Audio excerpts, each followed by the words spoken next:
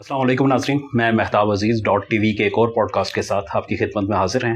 آج بھی ہمارے مہمان ایک ایسے ہی شخصیت ہیں کہ جن کو تعریف کی ضرورت نہیں ہے اور آپ سب لوگ انہیں بہت اچھے طریقے سے جانتے ہیں۔ جناب انجینئر محمد علی مرزا صاحب آج ہمارے ساتھ موجود ہیں۔ انجینئر صاحب خوش آمدید آپ کو .tv کے پوڈ کاسٹ کے اندر۔ جزاک اللہ خیرہ، لا حول ولا قوۃ الا باللہ، اللہم صلی علی محمد وعلی آل محمد۔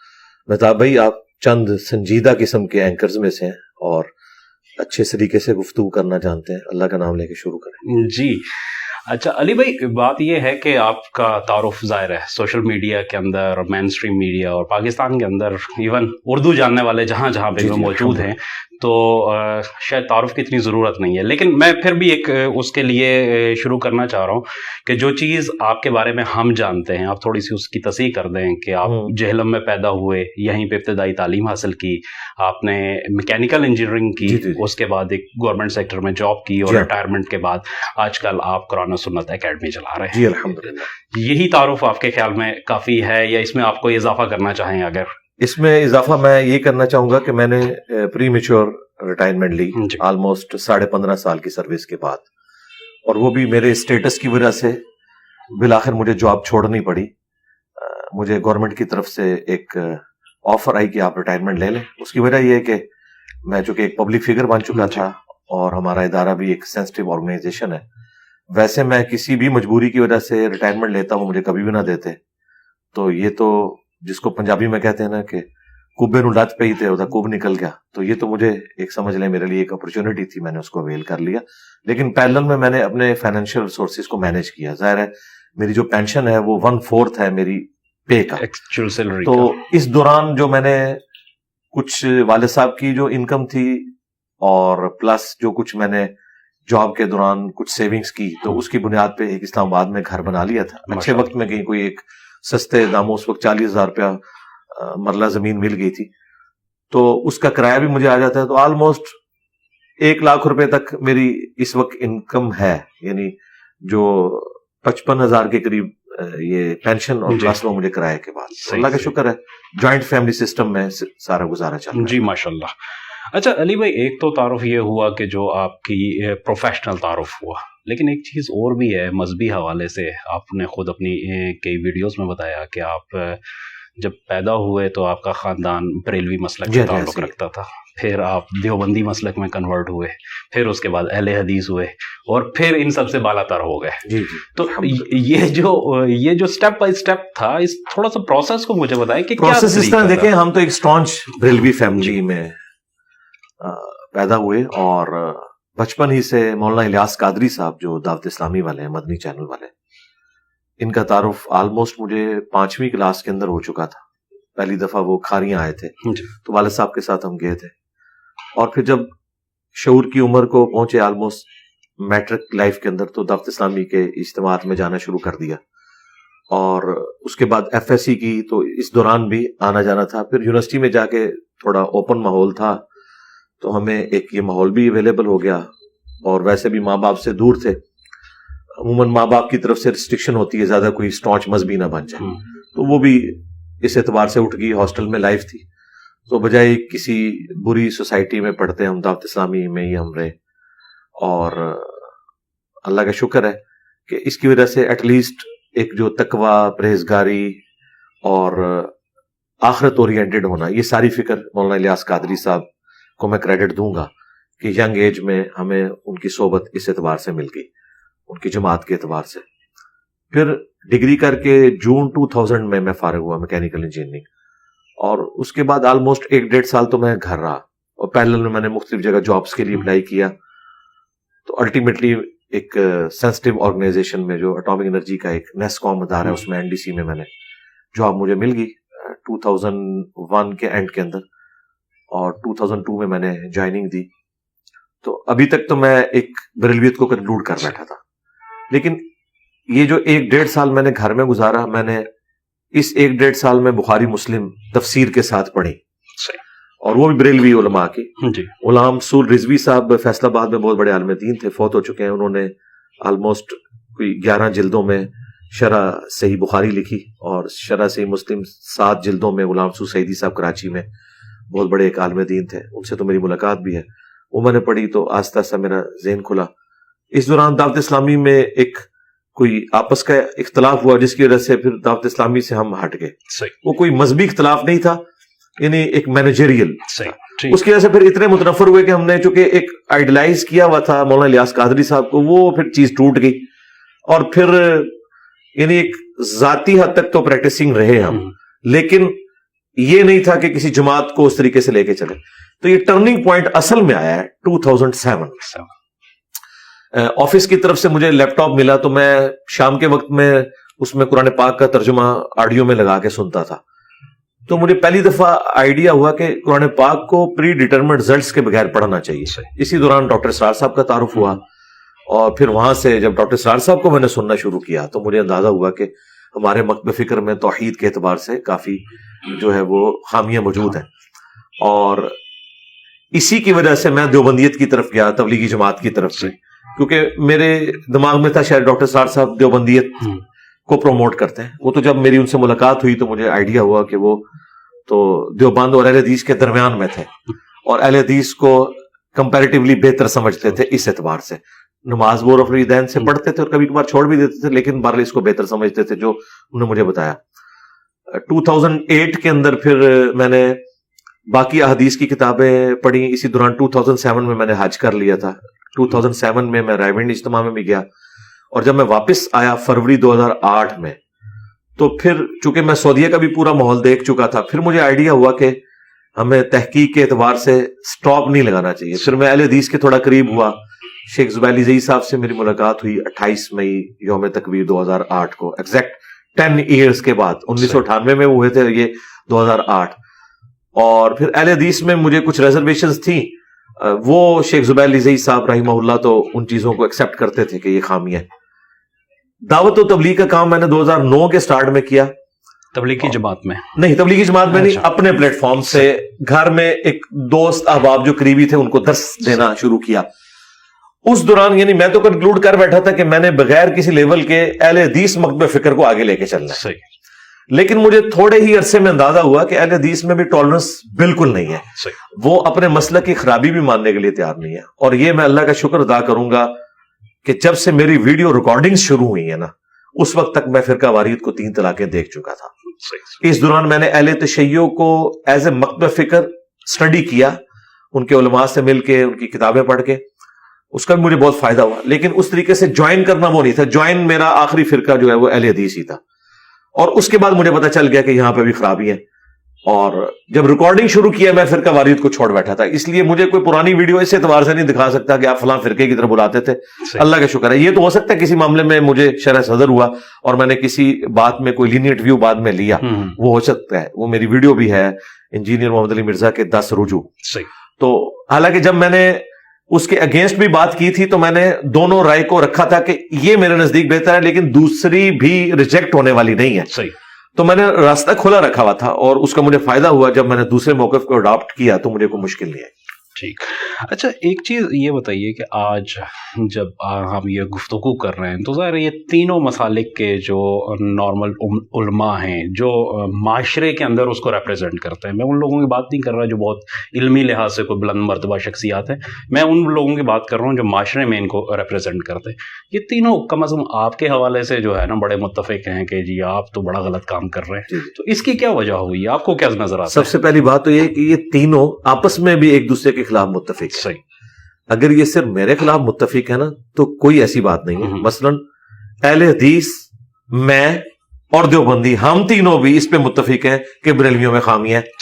اچھا, اس طریقے سے میں, بریلوی اور دیوبندی بھی متفق ہیں کہ اہل حدیث میں خرابی ہے. تو یوں اگر آپ دیکھیں تو تینوں کہیں نہ کہیں جمع ہو رہے ہیں, یہ ٹرائنگل پھر بھی پوری ہو رہی ہے. اچھا, لیکن حیران کن بات یہ ہے کہ یہ تینوں ایک دوسرے کو جہنمی فرقہ سمجھتے ہیں جی, ایک دوسرے کو گستاخ رسول, مشرک, واجب القتل, اور یہ ان کے اتھینٹک علماء احمد بریلوی صاحب, خلیل احمد سہارنپوری صاحب, ان لوگوں کے باقاعدہ فتوے ہیں المحند المفند میں, حسام الحرمین میں, احکام شریعت میں. لیکن حیران کن بات ہے, میں ان تینوں کو مسلمان سمجھتا ہوں, ان کے پیچھے نمازیں پڑھتا ہوں, میں نے الگ مسجد نہیں بنائی, چندہ بک نہیں بنائی, اور چندہ بھی ان کو دیتا ہوں. میں ان سے علمی اختلاف رکھتا ہوں, اگرچہ میرے نزدیک اہل حدیث مکتب فکر اپنے منہج میں سب سے بہترین مکتب ہے منہج میں, جو اس کا بنیادی منہج ہے, منہج جس کو وہ کہتے ہیں. جس طرح اگر آپ مجھ سے پوچھیں کہ دنیا میں سب سے بہترین ریلیجن کس کا ہے تو میں کہوں گا مسلمان کا. لیکن اگلے ہی لمحے آپ مجھ سے پوچھیں کہ کیا مسلمان بھی بہتر ہے, میں کہوں گا مسلمان تو اپنے ریلیجن پہ نہیں چل رہا. اس طریقے سے اہل حدیث کا منہج بہتر ہے, لیکن مسلک اہل حدیث, فرقہ اہل حدیث وہ کئی معاملات میں اسی منہج سے ڈیویٹ کر چکا ہے انجانے میں. مثلا اہل البیت کے حوالے سے جو مقدمہ ہے اس میں ان کا جو موقف ہے وہ ناسبیت کی طرف مائل ہے, اور ظاہر ہے کہ اس کے پیچھے ایک صدیوں میں شیعہ سنی جو کنفلکٹ ہے اس کا ایک ریئیکشن سامنے آیا. لیکن ان پرنسپل اپنے منہج میں کہ قرآن و سنت کو اجماع امت کو فائنل اتھارٹی ماننا ہے, اور اجتہاد کا نمبر 4 ہے. اجتہاد اسی وقت کرنا ہے جب کوئی آپ کے پاس لیٹسٹ مسئلہ ہو, ادروائز آپ نے قرآن و سنت اور اجماع کو لے کے چلنا ہے. سائنٹیفک فیکٹس کے حوالے سے تو آپ نے فیوچر میں دیکھنا ہے, لیکن دین کے کوئی مسئلے کو آپ نے اخذ کرنا ہے, اس کے لیے آپ نے قرآن و سنت میں اس کی بنیادیں دیکھنی ہے. اور بڑے سے بڑا امام بزرگ بھی ہو اسے بھی کوئی غلطی لگ سکتی ہے. غلطی صرف ایک ہی شخص کو نہیں لگ سکتی جس کی قبر مدینے میں صلی اللہ علیہ وآلہ وسلم. جو امام مالک کا قول ہے وہ قبر رسول کی طرف اشارہ کرتے تھے اور کہتے تھے اس صاحب قبر صلی اللہ علیہ وآلہ وسلم کے علاوہ اس دنیا میں کوئی انسان ایسا نہیں کہ جس کی ہر بات مقبول ہو اور کوئی بات مردود نہ ہو سوائے آپ صلی اللہ علیہ وآلہ وسلم کے. اور آپ صلی اللہ علیہ وآلہ وسلم کے سوا کوئی ایسا شخص پلانٹ ارتھ پہ نہیں ہے جس سے اختلاف نہ ہو سکے, چاہے بڑے سے بڑا انسان ہو. تو اس اعتبار سے میں بہتر سمجھتا ہوں ان کو. ادروائز باقی جو وہ ایک تکفیری سوچ یا ایک دوسرے پہ فتوے لگانا, اب آپ سوچ رہے ہوں گے چھوڑتا تو میں بھی کسی کو نہیں ہوں, لیکن میں علمی اختلاف کر کے غلطی ہائی لائٹ کرتا ہوں کہ بھائی آپ کا یہ عقیدہ شرک پہ مبنی ہے, بھائی یہاں پہ رسول اللہ کی گستاخی ہوئی ہے. وہ جو قائل ہے جو اس پہ عمل کر رہا ہے اس پہ میں فتویٰ نہیں دیتا, میں کہتا ہوں تاکہ ایک اصلاح کا دروازہ کھلا رہے. اور دیکھیں یہاں پہ جتنے لوگ ہیں, یہ میں نے کوئی امپورٹ تو نہیں کیے وینس سے یا چاند سے, یہ اسی زمین کے رہنے والے ہیں, انہی فرقوں سے آئے ہیں اور 99% نیگیٹو تعارف کے بعد آئے ہیں. اور جب انہوں نے مجھے سنا ہے تو ان کو پتہ چل گیا کہ یار یہ تو بات صحیح کر رہا ہے اور یہ ہماری کتابوں سے کر رہا ہے. اب یہ کتابیں تو اہل سنت کی متفق ہیں, میری کوئی ذاتی تو نہیں ہے, ایون پرنٹنگ میں میں نے نہیں کی ہوئی ہے. یہ ہماری بات اس میں نکل رہی ہے, ان کی باتیں بزرگوں کی تعلیمات میں نکلتی ہیں. تو علی بھائی ویسے آپ ظاہر تینوں مسالک سے ہو کے آئے ہیں, تو آج اگر آپ تھوڑا سا جائزہ لیں کہ ان کے اندر بنیادی اختلاف ہے کیا. مطلب دو تو حنفی مسلک کو اسکول آف تھاٹ کو ایک ہی اسکول آف تھاٹ کو فالو کرتے ہیں, اچھا وہ جو تصوف ہے اس کے بارے میں بھی کچھ نہیں ہے. اہل حدیث بھی ایک تحریک تھی جو اب فرقہ بن چکی ہے, اور اس کے اندر بھی لوکل بہت ساری چیزیں ہیں, اس کے اندر بھی تصوف کو بھی تسلیم کیا جاتا ہے, غزنوی خاندان پورا وہ کرتے رہے. تو اب ہے کیا مسئلہ, کیا ہے مسئلہ؟ روٹی چندہ فی الوقت تو یہی مسئلہ ہے, کیونکہ اگر یہ نہ ہو تو ایک دوسرے کو ایکسیپٹنس دیں نا. یہ کیوں اپنی مساجد الگ کرتے ہیں, کہتے ہیں ایک دوسرے کے پیچھے نماز نہیں ہوتی. یہ تو اس وقت کا پریزنٹ مسئلہ ہے. باقی سٹارٹ کہاں سے ہوا تھا؟ ظاہر ہے سٹارٹ ہوا ہے پرانے بزرگوں سے, جن کے لیے میں کہتا ہوں کہ کام انہوں نے ڈالا, یعنی انہوں نے ڈیویشن کی, ضد پہ ہٹ درمی میں, بعض اوقات بات سمجھ نہیں آئی, اور شروع میں شاید ان کا اختلاف فروئی نوعیت کا تھا, پھر ماننے والے اس کو بڑھا کے لے گئے. اور اس میں جو سب سے بڑا کردار ادا کیا نا جی, وہ ہماری جو حکومتیں تھیں نا مسلمانوں کی, مثلا سلطنت عثمانیہ 1517 سے 1917 تک 400 سال تک انہوں نے حرم مکہ میں 4 مسلح ڈال کے رکھے, حنفی شافعی مالکی حنبلی. انہوں نے اسلام کی جمعیت کو کیسے توڑا؟ 4 امام کھڑے کر دیے. اگر چاروں اہل سنت کے امام حق پر تھے تو بھائی آپ 4 نمازوں میں آلٹرنیٹو ڈیوٹیاں لگا لیتے کہ فجر حنفی پڑھائیں گے, زور شافعی پڑھائیں گے, اور اسی طریقے سے عصر مالکی پڑھائیں گے, اور مغرب جو ہے وہ حنبلی, اور پھر عشاء میں پھر حنفیوں کی باری آ جائے گی. یہ نہیں انہوں نے کیا, پیرلل میں مسلح, پیرلل میں نمازیں. اور اس وقت تو بعض اوقات بیچارے وہ جب پیرلل میں مغرب کی نماز تو کٹھی ہو رہی ہوتی تھی نا, وہ بعض اوقات ایک امام کی آواز دوسرے تک پہنچتی تھی, وہ سر جو ہے وہ سجدے سے اٹھا لیتا تھا, بعض بتا دیتا وہ نہیں یہ ہمارا امام نہیں وہ والا ہے. یہ سارے تماشے لگتے تھے. یہ کس کی سرکردگی میں ہوا؟ سلطنت عثمانیہ کی. ٹھیک ہے, یہ حکومتیں چونکہ گود لیتی تھیں اور یہ اس طریقے سے پروان چڑھتا رہا. باقی یہ سعودی حکومت جب آئی ہے انہوں نے مسلح اٹھا کے ایک مسلح کیا, یہ ان کی پازیٹیو چیز ہے. پھر انہوں نے یہ ٹالرنس کم از کم دی ہے کہ آپ کو سعودی عرب میں کوئی بندہ یہ نہیں کہتا آپ ہاتھ چھوڑ کے نماز کیوں پڑھ رہے ہیں, ہاتھ باندھ کے کیوں پڑھ رہے ہیں, آپ اس طریقے سے کیوں پڑھ رہے ہیں. البتہ وہ اپنا تبلیغ والا معاملہ کرتے ہیں, کسی کے ساتھ زبردستی والا معاملہ نہیں کرتے. جس طرح یہاں پہ حنفیوں کی مسجد میں آپ اونچی آمین کہہ دیں, یا رفع الیدین کرے تو ان کے اندر کتنا غصہ ہے. ان سے پوچھیں یار, ایک طرف آپ کہتے ہو چاروں امام حق میں ہیں, تو 3 امام تو رفع الیدین کرتے ہیں, امام مالک, شافعی, احمد بن حنبل. مالکیوں میں 2 گروہ بعد میں بن چکے ہیں, لیکن وہ بھی گروہ اس بنیاد پہ نہیں کہ رفع الیدین کو منسوخ مانتے ہیں, وہ کہتے ہیں بغیر اس کی بھی نماز ہو جاتی ہے. رفع الیدین کو بہرحال وہ بھی مانتے ہیں. بھائی 4 ججز میں سے 3 نے فیصلہ دیا, اور پھر جب اہل سنت کے یہ امام دیکھیں یہ تو سارے کے سارے رفع الیدین کوئی پرائورٹی دیتے ہیں, تو یہ تو وہ ہمارے استاد مولانا اسحاق صاحب رحمہ اللہ کہا کرتے تھے کہ پہاڑ کے مقابلے پہ چوہے والا سائز بھی نہیں ہے ان کے مسائل کا, لیکن ان کا کانفیڈنس لیول عروج پہ اس لیے کہ انہوں نے حکومت کی ہے. قاضی ابو یوسف نے وہ عہدہ قبول کر لیا تھا کہ جو امام حنیفہ نے ریجیکٹ کیا, پھر حکومتی لیول پہ جو آپ کی بنو عباس تھی, عباسی امپائر, انہوں نے فقہ حنفی کو رائج کیا ہے پوری دنیا کے اندر. اس وجہ سے دوسری طرف اہل حدیث کو اتنی پذیرائی نہیں ملی, تھے اس وقت بھی. یہ اہل حدیث جو آپ تحریک کی بات کر رہے ہیں نا, یہ آپ نشت ثانیہ کے ہے, شروع سے ہے. امام مسلم نے مقدمے میں لکھا ہے اہل حدیث کے بارے میں, اہل سنت کے بارے میں, امام بخاری نے لکھا ہے, امام ترمذی نے لکھا ہے, اور یہ ٹرم اس وقت سے یوز ہو رہی ہے, اصحاب الحدیث, اہل سنت. ایون شیخ عبد القادر جیلانی نے لکھا ہے کہ اہل حدیث ہی اہل سنت ہے. تو پریکٹیکلی یہ سب کچھ موجود تھا, لیکن وہ ظاہر ہے کہ جب حکمرانوں نے گود لے لیا ان مسالک کو, اور پھر جو صوفیات تھے نا یہ سوٹ بھی کرتے تھے حکمرانوں کو. کیوں؟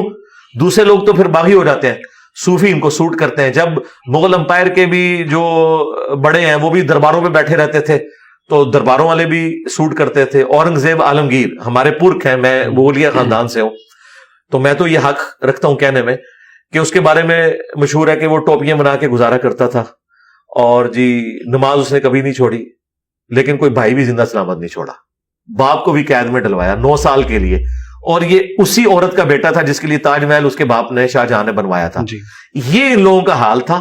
یہ مسلمان حکمران تھے, مسلمان حکومتیں تھیں, نہ یہ اسلامی حکومتیں تھیں نہ اسلامی حکمران تھے, یہ مسلمان حکمران تھے. اس میں کوئی شک نہیں علی بھائی, لیکن ایک دیکھیں دوسرا ورژن بھی موجود ہے. مثلا آپ نے ایک مثال دیا حرم کے مسلوں کا, تو اس میں بھی یہ کہا جاتا ہے کہ ٹالرنس لیول یہ تھا کہ خود حنفی تھے اپنا عثمانی سارے, لیکن انہوں نے چاروں اماموں کو وہاں پہ رکھا, اور وہ جو دلیل دیتے ہیں وہ یہ ہے کہ مسائل کے اندر, مطلب وضو کے مسائل کے اندر ہے, حنفیوں کے نزدیک اگر خون بہ رہا ہو تو نماز وضو جو ہے نا وہ ساقط ہو جاتا ہے, جبکہ مالکیوں کے ہاں ہے تو وہ امام اس کے سامنے اگر پڑھے گا تو وہ جو ہے نا اس کی تو نماز نہیں ہوئی, مقتدی کی, امام کی تو ہو گئی, تو اس لیے انہوں نے اس کو ٹالریٹ کیا. تو ایک اچھا دوسری چیز ایک اور بھی ہے علی بھائی, میں تھوڑا سا اس کو میں جو چیز جاننا چاہ رہا ہوں کہ مطلب یہ 400-500 سال جب رہے تو کیا علماء نے اس کے اوپر کوئی بڑی تحریک چلائی کہ یہ غلط ہے, وہ غلط ہو رہا ہے؟ تحریک چلانے والوں کے لیے یوٹیوب تو نہیں تھی نا, ورنہ انجینئر جیسے لوگ اس زمانے میں موجود تھے. صحیح. امام ابن تیمیہ وہ باغی تھے اس پورے سسٹم کے, 728 ہجری میں فوت ہوئے ہیں. نہیں, لیکن وہ تو عثمانیوں سے بہت پہلے کی بات ہے. پہلے کی بات ہے, اس کا مطلب ہے کہ انہوں نے بغاوت کن کے خلاف کی تھی. ہم کب کہہ رہے ہیں کہ عثمانیوں کے دور میں یہ تصوف اور فرقہ واریت تھی. فرقہ واریت تو شاہ ولی اللہ دہلوی نے حجت اللہ البالغہ میں لکھا ہے کہ پہلے 300 سال سلامت گزرے ہیں, 4 صدی ہجری میں یہ بدعت شروع ہوئی, اماموں کی اندھی تقلید, اس کو بدعت لکھا ہے انہوں نے. اور ہمارے مدارس میں حجت اللہ البالغہ سلیکٹیو سٹڈی کروائی جاتی ہے. شاہ ولی اللہ کو آپ بریلوی دیوبندیوں سے پوچھیں, وہ کہیں گے ہمارے مجدد ہیں. اہل حدیث کہتے ہیں ہمارے مجدد ہیں, اور پڑھا کسی نے بھی نہیں ہوا.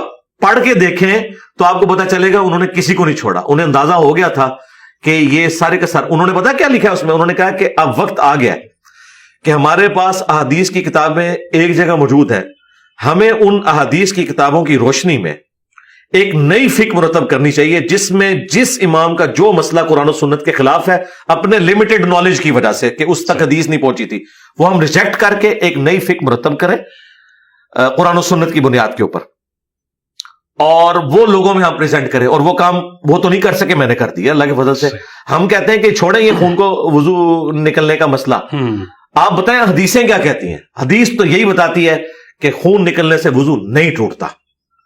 اس مسئلے میں امام شافعی حق پر ہیں, اور اس مسئلے میں کہ بیوی کو ہاتھ لگانے سے وضو نہیں ٹوٹتا امام شافعی غلط ہے, امام حنیفہ درست ہے. اور ان دونوں کی ہم دلائل بخاری مسلم سے پیش کریں گے. ٹھیک ہے, بخاری مسلم تو کسی کے وہ آپ سمجھ لیں لے پالک تو نہیں تھے, نہ وہ کسی کے بینیفیشری تھے, انہوں نے احادیث جمع کی ہیں, ہمارے سامنے موجود ہے. تو یہ جو آپ کہہ رہے ہیں نا کہ اس وقت مخالفت کرتے تھے, لیکن اس وقت اس طرح کے لوگوں کو حکمران غائب کروا دیتے تھے. اور یہ اتنے آسانی سے کہنا کہ جی بڑا نیکی کا کام کیا, تو مجھے یہ بتائیے دنیا میں 15 سے 20% تو شیعہ بھی تھے, کیا وہ مسلمانوں کا ایک گروہ نہیں؟ ایک مسلح ان کا کیوں نہیں انہوں نے ڈالا وہاں؟ تو فرقہ واریت تو کی سلطنت عثمانیہ نے کہ سنیوں کے 4 فرقوں کے مسلح ڈالے, اور وہ بھی سنیوں کے 4 فرقوں کے اہل حدیث اس وقت بھی موجود تھے. مفتی کفایت اللہ دہلوی جو دیوبند کے پہلے مفتی اعظم تھے, انہوں نے خود لکھا ہے کہ شروع سے اہل سنت کے 5 مسلک رہے ہیں, حنفی, شافعی, مالکی, حنبلی اور اہل حدیث. اور یہی بات شاہ ولی اللہ دہلوی نے بھی لکھی حجت اللہ البالغہ میں, جب ان کو پتا تھا کہ سنیوں کے 5 مسلک ہیں, پھر 4 مسلح کیوں تھے؟ سنیوں کے تو 5 مسلح ہونے چاہیے اور چھٹا شیعہ کا ہونا چاہیے تھا. اور آج ہوتا تو میں اپنا بھی ڈیمانڈ کرتا کہ بھائی تھوڑے فرقے تو زیادہ ساڈے اسٹوڈنٹ نے, ٹھیک ہے, اور میں یہ کہتا کہ بھائی ایک ہی مسلح ڈالو اور باری باری آپ رکھ لو. اور میں آپ کو بتاؤں ان کے لیے اتنی کافی, اللہ نے کتنا ان کا غرور توڑا ہے. 8 حنفیوں کا ایک مسلح ہو ہی نہیں سکتا, بریلوی اور دیوبندی اتنی بڑی تفریق ہے کہ یہ آپس میں ہی لڑیں گے, حنفیوں کے بھی 2 مسلح ڈالنے پڑ جائیں گے. تو جو لوگ ان کے بزرگ کہتے تھے نا کہ حضرت عیسیٰ علیہ السلام فقہ حنفی کے مطابق عمل کریں گے, تو فقہ حنفی تو گئے, ہم وہ پٹھان والی کہتا وہ تو گئے. یہ مطلب ڈیبیٹیبل ہو گیا کہ وہ جو ہے بریلوی ہوں گے یا, ہاں ظاہر ہے جی, بتائیں نا کس فقہ حنفی میں عمل کریں گے. یہ بات ہی جعلی تھی. یہ لکھی مجدد رفسانی شیخ احمد سرندی نے, جسے مجدد یہ لوگ کہتے ہیں, اس نے یہاں تک لکھا کہ اگر کوئی پیغمبر بھی اس امت میں آیا نا تو وہ فقہ حنفی میں سے آئے گا, اگر آتا تو. اب دیکھیں اس قسم کی باتیں کر کے انہوں نے اسلام کی خدمت کی ہے. مطلب چیزیں. اچھا علی بھائی تھوڑا سا چینج کرتے ہیں اس کو, یہ بتائیے گا کہ آج جس جگہ پہ ہم کھڑے ہیں, جو ہو چکا وہ تو ماضی میں ہو چکا, آج کیا کوئی سینٹر پوائنٹ ہو سکتا ہے جس پہ لوگ جمع ہو جائے؟ جی وہی سینٹرل پوائنٹ ہے جو بخاری مسلم میں حدیث ہے. نبی صلی اللہ علیہ وآلہ وسلم نے فرمایا کہ میری امت کا ایک گروہ قیامت تک حق پہ قائم رہے گا. قیامت آ جائے گی, وہ لوگ رائے راست سے نہیں ہٹیں گے, تو ان کو تلاش کریں وہ کون سے لوگ ہیں. نبی علیہ السلام کے زمانے میں صحابہ اور اہل بیت تھے نا, وہ مسلمان تھے. بریلوی دیوبندی اہل حدیث شیعہ کی تفریق سے بالا تر تھے. آج بھی جو لوگ اپنے آپ کو مسلمان کہتے ہیں, قرآن و سنت سے اپنے آپ کو جوڑتے ہیں. حجۃ الوداع کے موقع پر نبی علیہ السلام نے فرمایا کہ میں اپنے بعد 2 چیزیں چھوڑ کے جا رہا ہوں. المستدرک للحاکم میں یہ حدیث ہے, اللہ کی کتاب اور اس کے نبی کی سنت, اور غدیر خم پہ صحیح مسلم میں حدیث ہے, آپ نے 2 چیزوں کا ذکر کیا, قرآن اور میرے اہل البیت. قرآن کو پکڑ لینا یہ اللہ کی رسی ہے, جو پکڑ کے رہے گا وہ ہدایت پہ ہوگا, جو چھوڑ دے گا گمراہ ہو جائے گا. اور دوسری چیز میرے اہل بیت ہے, ان کے معاملے میں تو میں اللہ کا خوف دلاتا ہوں, ان کے ساتھ حسن سلوک کرنا. تو یہ سب کچھ ہے. بکش مسلمان بنے, میں تو کہتا ہوں انٹرنیشنل کورٹ پہ ہمارا مقدمہ لے جائیں. کیا اہل سنت نے یہ مانا نہیں ہے کہ قرآن کے بعد افضل کتابیں یہ ہیں جو رکھی ہوئی ہیں, کتب ستہ ہمارے سلیبس میں پڑھائی جاتی ہیں. آپ انٹرنیشنل عدالت میں ہمارا مقدمہ لے جائیں, ایک ایک کرٹیکل مسئلہ اٹھائیں, نماز کے طریقے سے لے کے وضو, باقی سارے مسائل جو بڑے بڑے مسائل ہیں, باریکیوں کو چھوڑ دیں, اور ان سے کہیں کہ یہ آئین ہے ہمارا, فیصلہ کریں. تو آپ کو اندازہ ہوگا کہ جتنے بڑے بڑے مفتی اعظم بنے ہوئے نا, یہ تو ان کتابوں کے خود باغی ہیں. یعنی حنفی تو اس طریقے پہ نماز نہیں پڑھ رہے جو بخاری مسلم میں لکھا ہے. اگر آپ اپنے کتابوں کے باغی ہیں تو پھر مدارس میں کیوں پڑھا رہے ہو؟ یعنی یہ اس کو کاؤنٹر کرنے کے لیے پڑھا رہے ہو. ایک طرف کہہ رہے ہو سلیبس ہے, یہی اہل سنت کی کتابیں ہیں, بلکہ شاہ ولی اللہ دہلوی نے تو حجت اللہ البالغہ میں لکھا کہ وہ شخص اہل سنت سے خارج ہے جو بخاری مسلم کتابوں سے بغض رکھے, اور ان کی تمام احادیث متصل سند والی جو ہیں وہ مرفوع روایتیں قطعی الصحت ہیں. وہ تو یہ لکھ کے پریکٹیکلی تو صرف اہل حدیث عمل کر رہے ہیں نماز کے طریقے کے اعتبار سے, ٹھیک ہے.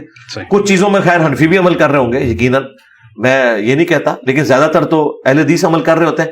تو سلیبس ڈیفائن ہے, مشکات المصابیح یہ نوٹس ہیں, یہ سارے مدارس میں پڑھائی جا رہی ہے.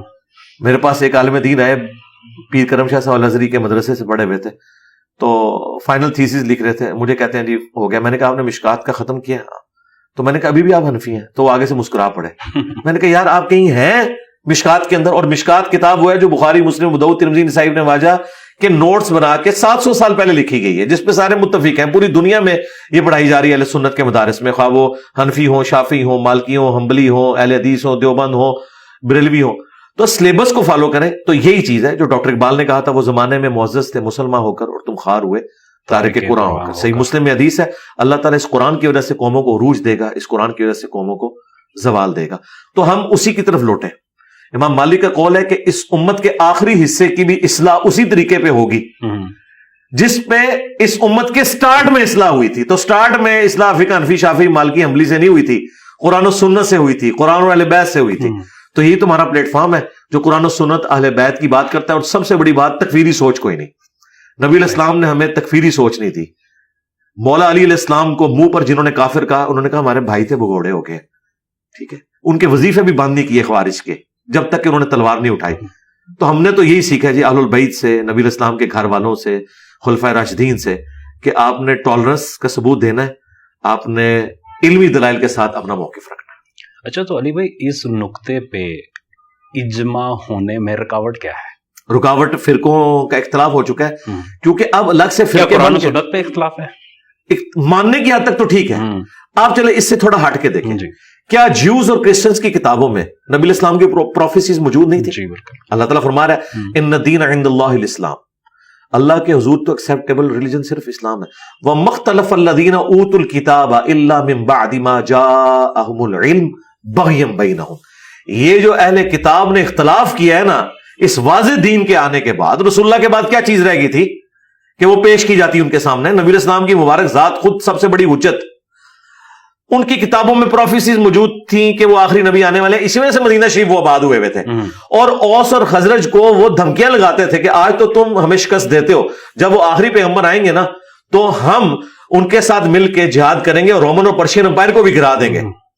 لیکن بدبخت رہے, اوس اور خزرج نے اسلام قبول کر لیا. دیکھیں جن کو دھمکیاں لگاتے تھے انہوں نے پہلے اسلام قبول کر لیا, اور یہ بدبختی رہے. ان کو نہیں پتا تھا ان کی کتابوں میں پروفیسیز موجود ہے. اللہ نے کہا کیوں نہیں قبول کیا؟ بغیم بینہم. بھائی پروفٹ سامنے موجود ہو تو لوگ زدم زدہ, اسے ایڈلر کی سائیکالوجی میں کہا جاتا ہے ارج ٹو ڈومینیٹ. یہ جو اندر کی ایک اکڑ ہے نا کہ میں نے غالب رہنا ہے, اس نے علماء یہود کو جیزس کرائسٹ کا انکار کرنے پہ مجبور کیا, حالانکہ وہ یہودیوں نسل تھے, خود بنی اسرائیل سے تھے. نبی علیہ السلام کے کیس میں تو ان کے پاس بہانہ تھا, یہ بنو اسماعیل میں سے. عیسیٰ ابن مریم کا انکار کیوں کیا؟ وہ بوڑھے زندہ تھے جنہوں نے ماں کی گود میں دودھ پیتے بچے کو یہ کہتے ہوئے سنا کہ میں اللہ کا پیغمبر ہوں, اس نے مجھے کتاب دی ہے, اس نے مجھے پیغمبر بنایا ہے, اور اس نے میری والدہ کے ساتھ حسن سلوک کا مجھے حکم دیا ہے, مجھ پہ سلام ہو اس دن جس دن میں پیدا ہوا, جس دن میں مروں گا, جس دن دوبارہ اٹھایا جاؤں گا. یہ ساری باتیں ان کو پتا تھی, انکار کیا.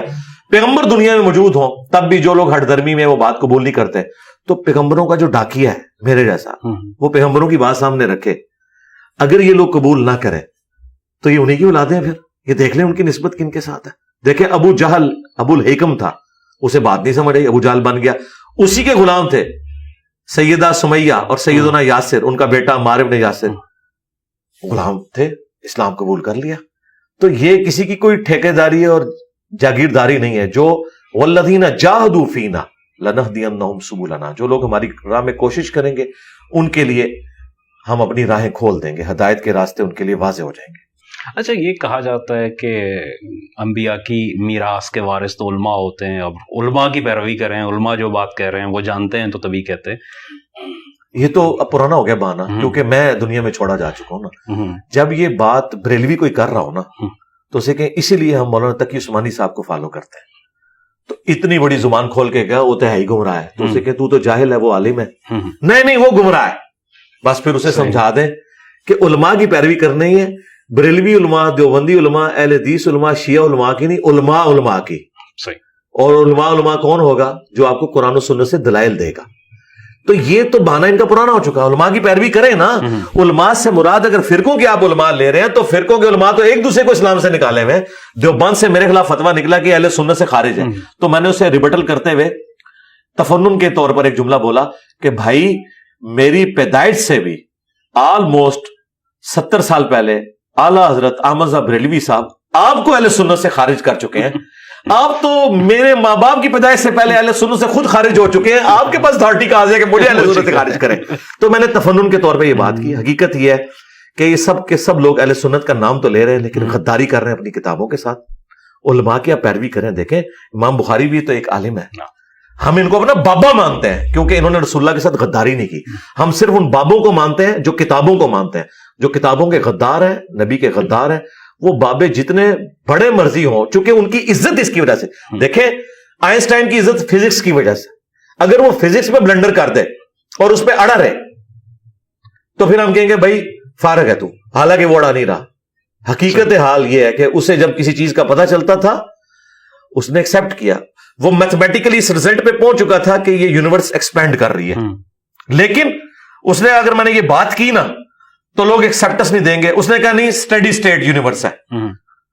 उसी की जिंदगी में 1929 में जब हबल ने टेलीस्कोप के जरिए वो देखा और स्पेक्ट्रम ड्रा किया, उसने जब कहा कि मैंने तो देख लिया है, आइंस्टाइन ने आके एलानिया रुजू किया, हबल से भी आगे माफी मांगी और कहा कि मैथमेटिकली मेरे फार्मूले में ये चीज मौजूद थी, मैंने जानबूझ के इसे छुपाई थी, ये देख लो मेरा इतना पुराना ये थीसिस है, मैंने ये कैलकुलेट कर लिया था कि ये यूनिवर्स एक्सपेंड कर रही है और ब्लैक होल तो अब पता चला, उसने उस वक्त कैलकुलेट कर दी थी। तो देखें फिजिक्स के प्रोफेसर में भी हौसला है अपनी गलती मानने का, मौलवी में हौसला नहीं है। आप फिजिक्स के प्रोफेसर के आज के प्रोफेसर को भी कहें सर बुक में ये लिखा है, वो कहेगा सॉरी।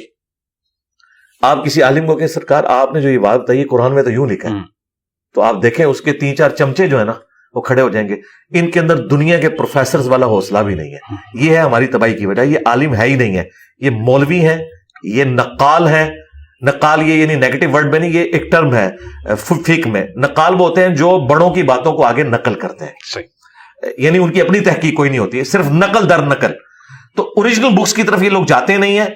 इनके बुजुर्गों ने कोई बात लिखी और वही गलती आगे ट्रांसफर करते चले जाते हैं और वही रटा देते हैं अपनी पब्लिक को। मतलब हम ये कह सकते हैं कि रैशनल अप्रोच नहीं होती इसमें। बिल्कुल नहीं है रैशनल अप्रोच। अगर मुझे पिछले 1000 साल में जिस बंदे में नजर आई है ना बड़े लेवल का, वैसे तो बहुत लोग होंगे, मेरे नजदीक मौलाना मदूदी है। मौलाना मदूदी रहिमहुल्लाह ने थिंक आउट ऑफ बॉक्स की है और उन्होंने देखे मुसलमान वो ऑर्थोडॉक्स थे, सेकुलर नहीं थे, बल्कि दुनिया में जितनी जिहादी तंजीमें हैं वो तो उनको अपना लीडर मानती है। ऑर्थोडॉक्स थे, बिल्कुल ऑर्थोडॉक्स किस्म के मुसलमान। उसके बावजूद उनकी रैशनल अप्रोच ये थी कि उन्होंने तफहीमुल कुरान में स्पेसिफिकली, बाकी भी अपनी मुख्तलिफ मसाइल की किताबों में, वो चारों आइम्मा की राय लिखते हैं, एंड पे कहते हैं मेरे नजदीक ये राय बेहतर है। जिसको देवबंद, बरेलवी और अहले हदीस ने कहा कि मदूदी कहता है कि इमाम ये कहते हैं और मेरी राय है, वो मेरी राय नहीं कहते, वो कहते हैं इस मसले में इस इमाम की राय ठीक है। उन्होंने अपनी कभी कोई राय नहीं दी। वो कहते थे कि ये इमाम इस मसले में मजबूत है, इमाम मालिक इस मसले में मजबूत है, इमाम शाफी इस मसले में मजबूत। अब तो तकी उस्मानी साहब ने फतवा दे दिया, वो तो शर्मिंदा है। इमाम हनीफा का फतवा ये था जिस औरत का शौहर गुम जाए ना 90 साल वो अपने खामन का इंतजार करेगी। अब ये लोग शर्मिंदा कि 90 साल किधर, वो या उसके खामन के हम उम्र सारे फौत हो जाए। आप अंदाजा करेंगे किस बंदे ने, ये इमाम हनीफा का फतवा है। तकी उस्मानी साहब को शर्म आई, उन्होंने कहा यार इमाम मालिक का फतवा ठीक है, 4 साल इंतजार करेगी, उसके बाद काजी तंसीख निकाह करेगा। मैं कहता हूं ये 4 साल भी ज्यादा है, इस मॉडर्न दौर में 4 साल की भी जरूरत नहीं है। कोई कहीं दुनिया में कहीं भी गया हो वो पता चल जाएगा कहां पे है। तंसीख निकाह हो सकती है, कोई मसला नहीं है। आप जबरी लापता ना हो, हाँ जबरी वाला वो मामला हो, और वो भी उसके लिए भी मतलब एक तरीका मौजूद है, लेकिन बहरहाल ज़ाहिर है वो उस औरत की अपनी मर्जी है, उसका एक राइट है। तो तकी उस्मानी साहब ने खुद इमाम हनीफा से बगावत कर दी है, ठीक है। सबसे पहले जो अल अज़हर यूनिवर्सिटी के उलमा थे हनफी, उन्होंने माना कि यार ये हमारे इमाम क्या है, एक लिख के टुर के नहीं यार, ठीक है। तो इनको समझ आ रही है कि यार इनसे मिस हैंडलिंग हुई है, बड़ों से भी बड़ी बड़ी मिस हैंडलिंग हुई है। अच्छा, एक आपने मौलाना अबुल आला मौदूदी का हवाला दिया अभी, तो मौलाना अबुल आला मौदूदी हूँ, डॉक्टर इसरार साहब हूँ, अच्छा ये तो वो लोग थे जो मसालिक से बाहर थे। आज आप भी उसी सफ में आ चुके हैं। मौलाना इसहाक साहब का भी आपने जिक्र किया वहाँ पे। तो ये सारे लोग जो है ये मातूब क्यों हैं? इसीलिए कि इन्होंने मसालिक की जड़ें उखाड़ के रख दी है ना, इन्होंने मसालिक की खराबियां बताई हैं। भाई जो आपकी खराबी बताएगा उसको कौन अच्छा समझेगा। अमर बिल मारूफ आसान काम है, नहीं अनिल मुनकर इतना मुश्किल काम है कि इमामुल अंबिया हो, 40 साल तक सादिक और अमीन हो, और उनके खानदान के लोग और उनके शहर के लोग उन्हें सादिक और अमीन कह के आंखों का तारा बना के रखे हों, और उनको रातों रात हिजरत करनी पड़ जाए। उनसे तो परफेक्ट कोई नहीं था, परफेक्ट सिलेबस नहीं था, अंदाज कोई नहीं था, लेकिन आप देखें पैगंबर को भी लोगों ने एक्सेप्ट नहीं किया। तो मदूदी साहब, डॉक्टर इसरार, मौलाना इसहाक और मैं, हम तो शाही कोई नहीं। जब भी कोई सिस्टम को चैलेंज करता है ना, उसका रिजल्ट यही होता है। बनी इसराइल को पता था कि इस वक्त हजरत ईसा अलैहिस्सलाम के आने का वक्त हो चुका है, सब कुछ, लेकिन जिद और हठधर्मी में उन्होंने उनके कत्ल के फतवे जारी कर दिए। वो तो अल्लाह ने उनको उठाया, तो अपनी तरफ से तो उन्होंने कर दिया जी, कर दिया, और बंदा भी टांगा है। आधे वो ठीक है, बंदा उन्होंने हजरत ईसा की शक्ल का ही टांगा है, जिसने उनके साथ खयानत की थी, और वो टांगा गया। एक बंदा उन्होंने टांगा है, वो तो बाद में उनको पता चला गिनती कम होगी, तो वो अल्लाह ताला ने कहा कि इनके लिए मुश्तबे हो गया मामला। تو آپ اندازہ کریں اگر یہ لوگ پیغمبروں کو قتل کرتے ہیں, یہ مشتبہ ہوا نا, کئی انبیاء کو تو قتل کیا, حضرت زکریا کو, حضرت یحییٰ کو, بنی اسرائیل نے تو اپنے پیغمبروں کو قتل کیا, تو قرآن میں موجود ہے. تو پیغمبروں کو قتل کرتے ہیں, اور اس میں اللہ نے ذکر کیا کہ پیغمبروں کے پیٹرن پہ جو پیغمبروں کی دعوت دیتے تھے نا علماء اور رہبان, ان کو بھی یہ لوگ قتل کر دیتے تھے. یہ تو آج فریڈم آف ایکسپریشن نہ ہو, یہ ڈیموکریٹک ویلیوز نہ ہو. آپ سوچ سکتے ہیں کہ جو کچھ میں نے یہاں پہ ایک آپ سمجھ لیں ہنگامہ کھڑا کر دیا ایک جگہ پہ بیٹھ کے, پوری دنیا کے اندر ہلچل مچا دی ہے کہ دنیا کی کوئی مسجد نہیں جدھر مجھے کوئی ڈسکس نہ کرتا ہو, چاہے اردو سپیکنگ ہو یا کوئی اور بھی ہو, کیونکہ اردو سپیکنگ تو ہر جگہ موجود ہے, آلموسٹ 50% زیادہ یہ لوگ ہیں. اور سب سے بڑی بات ہے امام مسجد جو ہے نا بنگلہ دیش, انڈیا اور پاکستان کے ہی ہوتا ہے, ہمیں مسجد جڑی ہے وہ عربیوں نے بنائی ہوئے, اس مسئلے میں بڑے ماسٹر نے مسجد کے اوپر قبضہ کرنے میں. تو ہر جگہ میں ڈسکس ہو رہا ہوں نا, تو بات پہنچ گئی نا. مودودی صاحب ہر جگہ ڈسکس ہو رہے ہیں نا, بات پہنچ گئی. ان کے پاس تو ریسورسز بھی وہ نہیں تھے, ان کے ویڈیوز بھی بہت کم ہے, لیکن ڈاکٹر سرار صاحب ان کی لیگیسی کو آگے لے کے چلے. مولانا اسحاق صاحب نے ان کا وہ خلافت والا جو پورشن تھا, دفاع اہل بیت والا, وہ آگے چلایا, اور ڈاکٹر سرار صاحب نے قرآن کی جو دعوت تھی تفہیم القرآن والی, وہ آگے لے کے چلے. تو دیکھیں دنیا میں بات پہنچی ہے. تو لیکن میں نے اس میں ویلیو ایڈیشن کی ہے. ان سب لوگوں نے سسٹم کے اندر رہ کے سسٹم کے ساتھ بغاوت کی. میں نے سسٹم سے باہر نکل کے اس حد تک تو میں اندر رہا کہ میں نے چندہ بک نہیں بنائی, مسجد نہیں بنائی, نمازیں ان کے پیچھے پڑھی, چندہ ان کو دیا. لیکن باہر اس اعتبار سے میں نکلا کہ میں نے کہا یہ سب کے سب آپ کے ساتھ دھوکہ کر رہے ہیں, یہ بھی فراڈی ہیں, ان کے بڑے بھی فراڈی ہیں, اور میں نے ثابت کیا. حدودی صاحب, ڈاکٹر سرار صاحب بڑے ناپ تول کے چلتے تھے. ڈاکٹر سرار صاحب نے جو نجی محفل میں مجھ سے باتیں کی ہوئی ہیں, وہ اگر میں کیمرے میں بتاؤں, میرے پاس تو ویڈیو ریکارڈنگ نہیں ہے, ان لوگوں نے ماننا ہی نہیں ہے, کہیں گے جھوٹ باندھ رہا ہے. تو ہر بندے کو حالات و واقعات ایسے نہیں ملتے کہ وہ دلیری سے وہ باتیں کر سکے. لیکن پھر بھی اپنے ان حالات و واقعات کے اندر مودودی صاحب نے جو دلیری دکھائی ہے, ڈاکٹر سرار صاحب نے اور مولانا اسحاق صاحب نے, وہ کمال ہے. ان کو اگر میرے جیسے ریسورسز ملتے تو شاید وہ اس سے بہتر پرفارم کرتے. لیکن اللہ کا شکر ہے, ان کو اللہ تعالیٰ نے میری شکل میں ایک روحانی اولاد دے دی ہے. میرا ان سے کوئی رشتہ داری والا معاملہ نہیں, یہ اللہ تعالیٰ اپنے بندے اٹھاتا ہے اور ایک لیگیسی آگے چلتی ہے سچائی کے اوپر مبنی. اور میں نے وہ فرقوں کو آگے ہاتھ ڈال دیا ہے اور چھوڑا نہیں. میں نے بتایا کہ یار ان کو میں نے وہاں تک پہنچانا ہے جہاں سے یہ سٹارٹ ہوئے تھے, جہاں سے انہوں نے قرآن و سنت سے ڈیویشن کی تھی, تاکہ آپ کو پتا چلے کہ پہلے سارے کے سارے درست تھے. یہ پہلا بندہ ہے, اس نے آگے ادھر یہ کام ڈالا, اس نے یہاں کام ڈالا, اور یوں یوں کرتے کرتے آپ دیکھ لیں انڈیا کے 2 شہروں کے نام کے اوپر کروڑوں لوگ ڈیوائیڈ ہو چکے ہیں. دیوبند اور بریلی, یہ 2 شہر ہیں انڈیا کے, اور یو پی کے ہی ہیں. ہاں یو پی سے ہی. تو علی بھائی, آپ کی مطلب مولانا مودودی کی ایک لیگیسی جو ہے جماعت اسلامی کی شکل میں موجود ہے, کام کر رہی ہے. ڈاکٹر اسرار صاحب کی لیگیسی تنظیم اسلامی کے اندر موجود ہے. ایک تو یہ ہے کہ آپ کہتے ہیں کہ میں انہیں فالو کر رہا ہوں, لیکن آپ نے ان کی جو لیگیسی ہے اس کو اس طریقے سے ٹو نہیں کیا جو پیٹرن وہ ڈیزائن کر کے گئے ہیں. اور دوسری چیز یہ ہے کہ آپ اپنی لیگیسی کو کیسے ڈیفائن کرتے ہیں کہ فیوچر میں کیا جو ہے نا. دیکھیں سب سے بڑی بات یہ ہے کہ میں دونوں کو سپورٹ کرتا ہوں. میں پارٹی نہیں بنا کہ میں تنظیم اسلامی کو سپورٹ کروں اور جماعت اسلامی کو چھوڑ دوں, یا جماعت اسلامی کو. میں ایون پولیٹیکل سسٹم میں جو جماعت اسلامی کی انوالومنٹ ہے میں نے اس کو بھی انڈورس کیا, جس کی وجہ سے ڈاکٹر سرار صاحب الگ ہوئے تھے. میں سمجھتا ہوں کہ سسٹم میں فٹ ہو کے اس طریقے سے اپنی آواز کو بلند کرنا یہ زیادہ بہتر ہے, بجائے یہ کہ آپ سڑکوں پہ بات کر رہے ہو, آپ کی بات کوئی سن نہ رہا ہو. اور جماعت اسلامی کا سینیٹر جب سینٹ میں کھڑے ہو کے بات کرتا ہے تو دنیا بھی بات سنتی ہے. تو یہ اسی کی برکت ہے نا جو انہوں نے پولیٹیکل سسٹم کا حصہ بنے. اگرچہ ان کو گورنمنٹ نہیں ملی, لیکن آواز تو دنیا میں ہے نا, گنتی میں تو وہ لوگ آتے ہیں نا پاکستان میں, ان کی آواز تو سنی جاتی ہے نا. یہ بہت بڑی بات ہے. تو میں نے اس اعتبار سے تو سپورٹ کیا. اب میرا کام تھا فرقوں سے ٹکر لینے والا. یہ کام ایسا ہے کہ وہ جماعتیں افورڈ نہیں کر سکتی. اب جماعت اسلامی میں بریلوی بھی ہے, دیوبندی بھی ہیں, اہل حدیث بھی ہیں, شیعہ بھی ہیں, اگرچہ وہ تعداد میں کم ہے, اور یہ وہ والے لوگ ہیں جن کے ڈنگ نکلے ہوئے ہیں, وہ اس طریقے سے چل رہے ہیں. میجورٹی تو اہل حدیث اور دیوبندی ہے. اچھا, اب میں تو سیدھا سیدھا بزرگوں سے ٹکر لیے ہوئے ہوں, تو میں سوٹ ہی نہیں کرتا. میں اگر جاؤں بھی نا تو جماعت اسلامی تنظیم اسلامی مجھے خود ہی کہے گی کہ حضرت استعفی ہی لکھ دیں, بہتر یہ ہے. تو بہتر یہ ہے کہ میں کہتا ہوں میں ان کی سیکرٹ ایجنسی ہوں, ٹھیک ہے.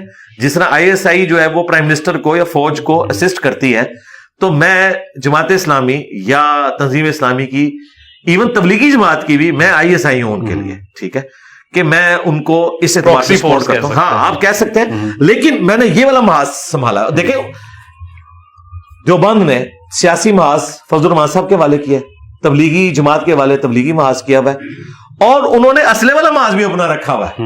وہ بھی ایک جماعتیں بنائی ہوئی ہیں, یہی کچھ بریلویوں نے بھی کیا ہے. تبلیغ محاذ الیاس قادری صاحب کے والے ہیں, سنی تحریک یا ٹی ایل پی ان کے وہ والا معاملہ لے کے چلتی ہے, اور پولیٹیکل بھی ان کی جو جمعیت علماء پاکستان ہے, دیوبند نے تو جمعیت علماء اسلام بنائی ہوئی ہے نا, ان کی جمعیت علماء پاکستان ہے, تو سارے کر رہے ہیں. تو میں نے چونکہ فرقوں سے ٹکر لی ہے, میں نہیں چاہتا, کیونکہ پھر میرا بوجھ یہ لوگ اٹھا نہیں سکیں گے. ظاہر میں اب جو لائف ایک ونریبل گزار رہا ہوں, اور میں ایک پبلک میں اس طرح آ بھی نہیں سکتا, تو اس طرح کی لائف تو سارے لوگ نہیں گزار سکتے. ان تنظیموں کو تو ورکنگ کرنی پڑتی ہے, انہوں نے تو پبلک میں جانا ہوتا ہے. تو میری اس سارے معاملات کے ساتھ تو نہیں جا سکتے. رہا لیگیسی تو میرے بھائی میں نے نہیں چھوڑنی. میری لیگیسی یہ ہے کہ میں نے خود رسول اللہ صلی اللہ علیہ وسلم, صحابہ اور اہل بیت کی لیگیسی کو آگے پکڑا ہے, اور یہ الحمدللہ میں نے اسے ارن کیا ہے. ٹھیک ہے, یہ مجھے جھولی میں ڈال کے کسی نے نہیں دیا کہ میں کہوں کہ جی میں اس سسٹم کے آؤٹ پٹ ہوں. اس سسٹم نے تو دیوبندی, بریلوی, اہل حدیث یہی پیدا کیے ہیں. میں نے ٹھوکریں کھا کے اسے سیکھا کہ یار امت نبی علیہ السلام سے ٹوٹ چکی ہے. تو لیگیسی میری یہی ہے کہ میں نے لوگوں کو کتابوں کے ساتھ جوڑا ہے, اور یہ لکھ دیا ہے نبی کے جیسا ہے ہی کوئی نہیں, بابت شاہی کوئی نہیں نبی کے مقابلے پہ, نبی علیہ السلام سے جب کمپیریزن ہوگا. اس کے بعد یہ سلوگن, نہ میں وابی نہ میں وابی, ہمیں کوئی گالی نہ دے, ہم مسلم ہیں صرف. اور یہ جو نیچے والی بات ہے یہ ہماری دعوت ہے, مرنے سے پہلے اے مسلمان کر لے اس پہ غور. کتابوں کا خدا اور ہے, بابوں کا خدا اور. اگرچہ خدا سب کا ایک ہے, ہندوؤں کا بھی وہی خدا ہے, کرسچنس کا بھی, جوز کا بھی, لیکن وہ کوالٹیز جو کتابوں میں آئی ہیں نا, یہ لٹریچر کی لینگویج میں بات ہو رہی ہے. ٹھیک ہے, گویا کہ پھر خدا ہو رہی ہے, مطلب قرآن تو پھر یہ کہتا ہے, جیسا اللہ تعالیٰ بھی قرآن میں کہتا ہے کہ تم اللہ کو وہ بات بتا رہے ہو جو اللہ کے علم میں تو نہیں ہے زمین و آسمان میں. اب ایک طرف تو اللہ کہتا ہے میں زمین و آسمان کے ہر پوشیدہ راز کو جاننے والا ہوں, اور سورہ یونس میں کہہ رہا ہے اللہ تعالیٰ کہ میرے علم میں تو کوئی ایسی بات نہیں ہے. تو یہ لٹریچر میں بات ہے, یہ بھی کلپ کاٹا جا سکتا ہے اللہ تعالیٰ کا. بھائی ایک طرف تو کہہ رہے ہیں مجھے سب, وہ اللہ تعالیٰ یہ کہہ رہا ہے کہ مراد ایسی کوئی چیز ہے ہی نہیں, جب میرے علم میں نہیں ہے اس کا مطلب تم جھوٹ بول رہے ہو. تو یہ ہم جو کہتے ہیں نا بابوں کا خدا, اور مراد یہ کہ بابوں نے اس طریقے سے خدا کو نہیں مانا جو کتابوں میں لکھا تھا, تو گویا پھر کسی اور خدا کو ہی مان رہے تھے, اگرچہ وہ اپنے ذوم میں یہی سمجھتے تھے کہ یہی خدا ہے جس کو ہم مان رہے ہیں.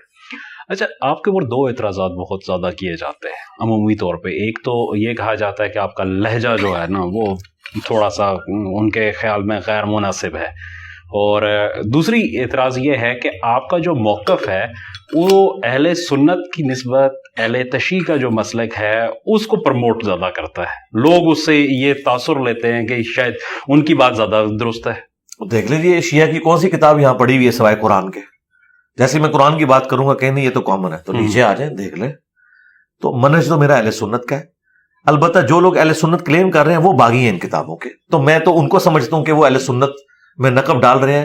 کوئی ناسبیت کو لے کے چل رہا ہے, کوئی رافضیت کو لے کے چل رہا ہے, اہل سنت کو یہ فالو نہیں کر رہے. باقی رہا انداز سے مسئلہ نہیں ہے ان کو میرے بھائی, ان کو مسئلہ ہے میرے دلائل سے. اس کے لیے انہوں نے کوئی نہ کوئی بہانہ تلاش کرنا ہے, اور اسی انداز میں دنیا میں چینج لائی ہے کہ اتنے کانفیڈنس سے ایک بندہ چھکے پہ چھکا مارتا جا رہا ہے. یعنی میں نے مثال دی کہ 1996 میں جیسے سوریا کو انہوں نے ایک لیفٹ آرم بالر کے طور پہ انٹر کیا تھا, کسی نے سوچا تھا کہ دنیا کا کوئی بالر اس سے نہیں بچے گا. ایمبروز کو 1 اوور میں 4 چھکے مار دیے. لوگوں نے کہا بلہ چیک کرو وچ اسٹیل پہ آئے تھے, ہر بندے نے چوک کے باہر مار دو.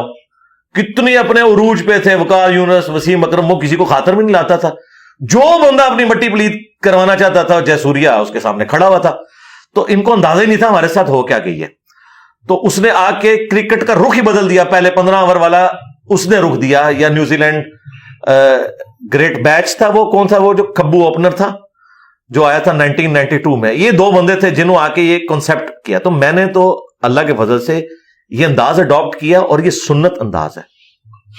آپ مجھ سے جب نارمل گفتگو بھی کر رہے تھے تو میں کوئی چیخا نہیں آپ کے اوپر, کیونکہ ہم گفتگو کر رہے ہیں. جب سوال پوچھیں گے تو ممبر کا ایک تقاضا ہے. صحیح مسلم میں 2005 نمبر حدیث ہے, نبی الاسلام جب ممبر پہ چڑھتے آپ کی آواز بلند ہو جاتی, غصے میں اضافہ ہو جاتا, آنکھیں سرخ ہو جاتی, گویا کہ کوئی جرنیل اپنی فوج کو تیار کر رہا ہے. یہ جمعے کا خطبہ ہے جو پبلک گیدرنگ ہے. جمعے کا خطبہ ڈاکٹر اسرار کے سٹائل میں ہوگا, مودودی صاحب یا غامدی صاحب کے سٹائل میں نہیں ہوگا. ٹھیک ہے, ہاں جب آپس میں ہم مل بیٹھ کے, ظاہر ہے میں اپنی بیوی سے تو اس طریقے سے بات نہیں کرتا ہوں گا, اپنے بچوں سے تو ایسے بات نہیں کرتا. شاہد افریدی صاحب جب کرکٹ کے میدان میں ہوتے ہیں تو وہ کرکٹر کے طور پہ اپنی بیوی سے تو اس طریقے سے تو اپیل کر کے وہ چائے اگر مانگیں گے تو پھر ٹائم کیا مت ہے, چاہ تو نہیں لگنی, پیالی لبے گی. ٹھیک ہے, تو یہ ایک اعتراض ان کا غلط ہے. میرا یہ دعویٰ ہے جی سرکار اس پلانٹ ارتھ پہ مجھ سے زیادہ سافٹ بندہ ہی اپنی دعوت میں کوئی نہیں ہے. اتنا بڑا دعویٰ ہے بشرطے کہ وہ ٹاپک میرا ایڈریس کر رہا ہوں. طارق جمیل صاحب میرا ٹاپک ایڈریس نہیں کر رہے, غامدی صاحب میرا ٹاپک ایڈریس نہیں کر رہے, ڈاکٹر اسرار نے میرا والا ٹاپک کبھی نہیں اڈاپٹ کیا. یہ اختلافی موضوعات کے اوپر, گستاخانہ عبارتوں کے اوپر اس پہ جو بولتا ہے نا جی, دیکھ لیں خادم رضوی صاحب نے مزار اقبال پہ کہا تھا وہابیاں دی کیڑی گل ہے تے سوراں دے سور نے. مذہب بریلوی صاحب نے کیڑی اذان ہے, اذان ہے انہاں دی اذان دا کہ احترام, ان کی اذان کا کوئی احترام نہیں ہے, تو سوروں میں بھی سور ہے, یعنی خنزیر میں بھی خنزیر ہے. اچھا, مذہب بریلوی صاحب نے لکھا ہے کہ کفار کی مساجد مثل گھر کے ہے, وہابی دیوبندی اہل حدیث ان کی نہ نماز ہے نہ جماعت ہے, ان کی اذان کا بھی جواب نہ دیا جائے. پھر انہوں نے لکھا کہ یہ 1,00,000 دفعہ بھی اگر اللہ کا نام لیں تو ذبیحہ مردار ہی رہے گا. تو مجھے بتائیں میرے سے زیادہ نرم کون ہے؟ دیوبندیوں نے لکھا احمد بریلوی ان کی جماعت ایک شیطانی لشکر ہے جو ہم پہ حملہ آور ہو گیا ہے. میرا ابھی بھی دعویٰ ہے مجھ سے پہلے کوئی بندہ اس ٹاپک کے اوپر اتنا سافٹ نہیں آیا کہ جو یہ ساری گالیاں کھائے, پیشن سے بات کو بیان کرے بغیر گالی دیے, اور اس کے بعد کہے کہ چندہ آپ کو ہی دوں گا, نماز آپ کے پیچھے پڑھوں گا, مسجد الگ نہیں بناؤں گا, آپ کی مسجد میں نماز پڑھوں گا, میرے سارے اسٹوڈنٹ آپ کی مسجد میں نماز پڑھیں گے. اتنا حوصلہ کتنا ہے؟ یہ حوصلہ تو بریلوی دیوبندیوں کے بڑے بزرگوں میں نہیں تھا. تو اللہ کا شکر ہے ہم نے یہ لیگیسی چھوڑی ہے کہ فرقہ واریت کو ختم کیا. ہمارے اسٹوڈنٹس تو شیعہ کی مسجد میں نماز پڑھتے ہیں. ابھی میں نے آپ کو نماز پڑھائی, میں نے ایک ہاتھ باندھ کے نماز پڑھی, ایک ہاتھ چھوڑ کے, مجھے تو کوئی آر نہیں ہے, اللہ کا شکر ہے. تو یہ لیگیسی ہے.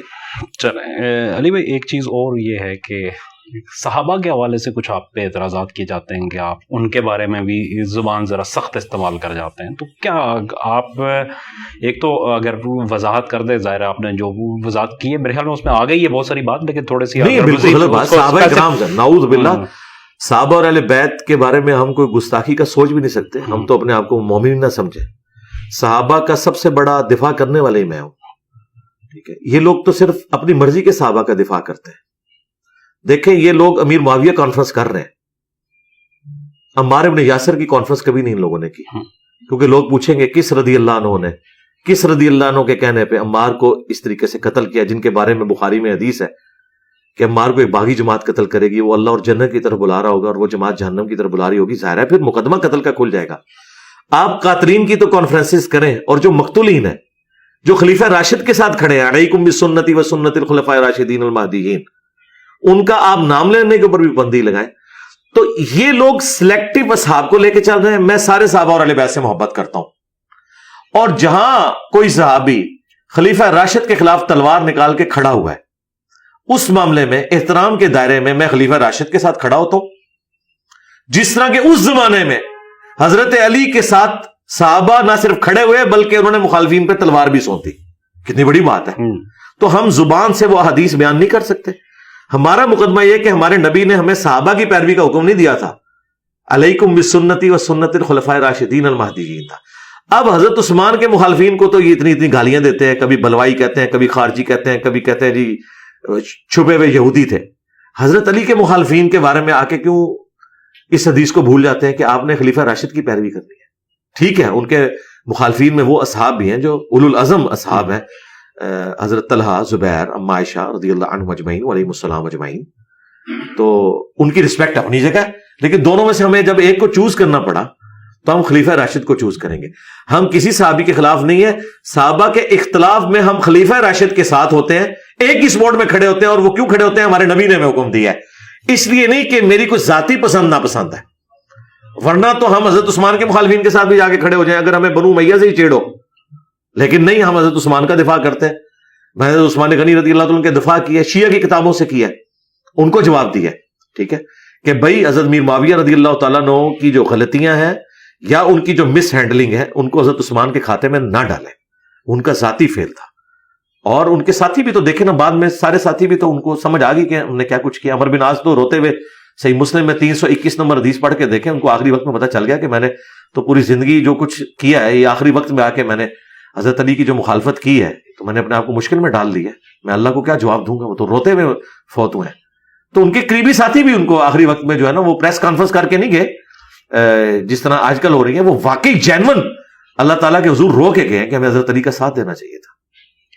اچھا علی بھائی, ایک چیز یہ ہے کہ قرون اولیٰ کا جو تصور ہمارے ہاں عام طور پہ پیش کیا جاتا ہے وہ ذرا مفوق الفطرت سا لگتا ہے کیسے کہ جیسے انسانوں والا نہیں ہے, انسانوں کا معاشرہ نہیں ہے, کوئی فرشتوں کا معاشرہ ہے جس کے اندر کوئی غلطی کسی اس کی گنجائش ہی نہیں ہے.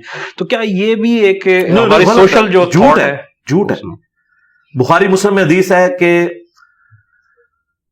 نبی علیہ السلام جو ہے وہ 40 چھڑیاں مروایا کرتے تھے شراب پینے والے کو. حضرت ابوبکر بھی 40 اور حضرت عمر بھی 40. پھر حضرت عمر کے دور میں شراب نوشی عام ہو گئی. کس کے دور میں؟ حضرت عمر کے. حضرت عثمان کے دور میں ہوتی تو آپ پھر کہہ سکتے تھے کہ ذرا وہ حکمرانی میں ذرا نرم مزاج تھے. حضرت عمر کے دور میں جب زیادہ ہوگی تو انہوں نے 80 کوڑے کروا دیے. یہ مولانا شریف نہیں ہے, بخاری مسلم شریف ہے. تو یہ تھا فرشتوں کا معاشرہ کہ حضرت عمر کے دور میں شراب نوشی عام ہو گئی تھی. کیوں؟ وظیفے لگ گئے لوگوں کے, رومن اور پرشین پیر گر گئی. لوگوں نے کہا ٹھیک ہے ورلڈ کپ جیت لیا, پاس ورلڈ کپ ساڑھے کو ہے, اسی کو حکومت کریں گے. لیکن اللہ تعالیٰ تو کسی کو بھی غالب نہیں رہنے دیتا. پھر ڈاؤن فال شروع ہو گیا. ٹھیک ہے, تو آپ اس بات کو سمجھیں, انسان تھے, ان سے بھی غلطیاں ہوتی تھی. آپ صحابہ کرام کی اپنی بیویوں کے ساتھ ایٹیچیوڈ دیکھیں, اس کے اوپر اگر میں حدیثیں آپ کو بیان کروں تو آپ کہیں گے یار ہم تو اس معاشرے میں سوچ بھی نہیں سکتے یار اس طرح کو بیویوں کے ساتھ کر سکتا ہے. کرتے تھے, اچھا سلوک کرنے والے بھی تھے. نبی اسلام کے پاس شکایتیں بھی آتی تھی, تو وہ عام انسان ہی تھے. ہاں ایک ان میں خوبی تھی کہ جب ان کو دین کے حوالے سے کوئی بات پتہ چلتی تھی کمٹمنٹ کے ساتھ اس پہ چلتے تھے, سمینا وطانا کرتے تھے. بشری کمزوریوں سے وہ آزاد کوئی نہیں تھے, سیدھی سی بات ہے.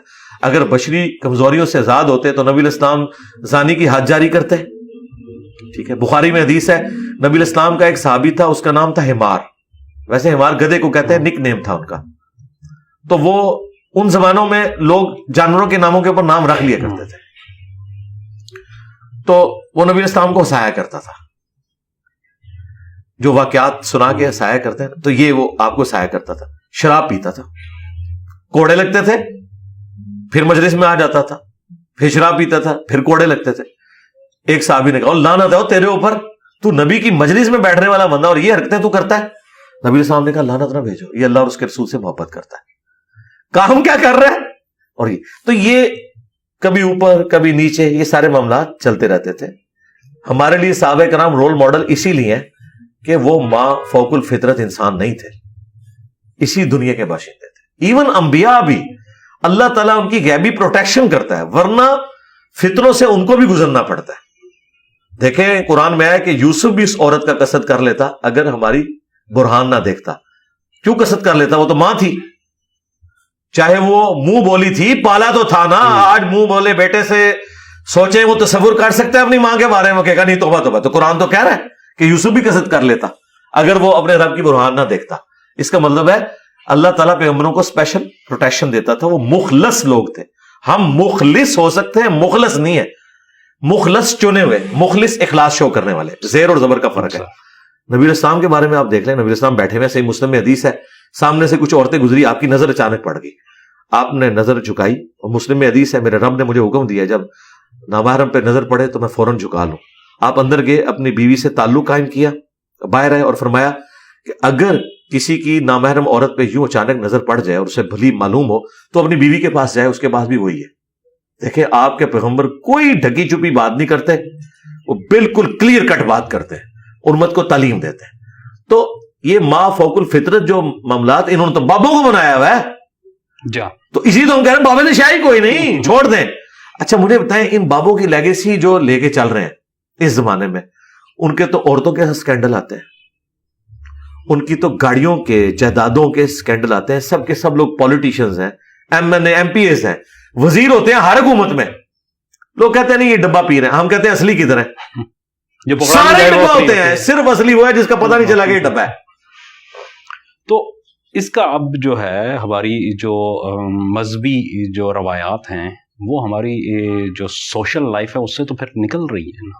دیکھیں نا, تو اللہ نے ہمارے ذریعے ایک آواز بلند کی ہے. میں نے تو بہت پہلے کہا تھا اگر ہمارا پلیٹ فارم نہ ہوتا تو آپ کی ینگ جنریشن نے ایتھیسٹ ہو جانا تھا, کیونکہ جو ریلیجن آپ نے ان کو بتایا نا شعبدہ بازیوں والا, یہ تو دین نہیں ہے.